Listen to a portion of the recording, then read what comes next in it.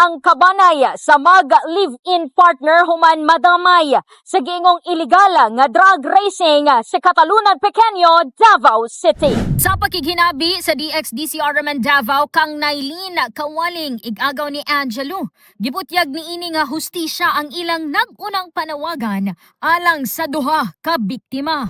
Siyempre, mangayo niyo hustisya sa labi na silang duha ang nawala niya na sila anak nga duha ka tuig.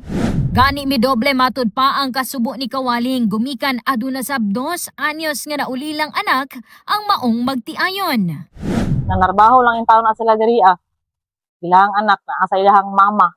Bibilin lang sa ilahang mama.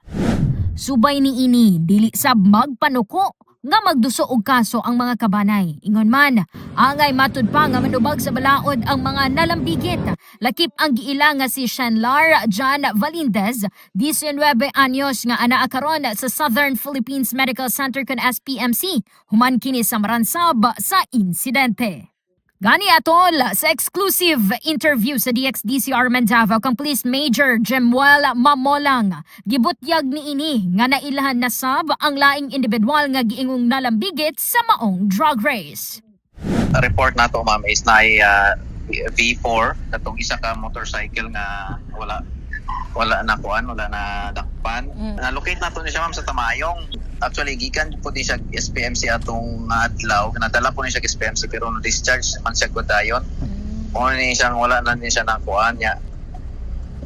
Na-locate nato siya sa Tamayong niya gi-surrender po siya sa iyang lola. Mas gi-intensify pa po nato ato ang police presence diha sa Katalunan Pequeño ma'am no, para ma-preempt o ma-prevent din nato siya nga mga incident.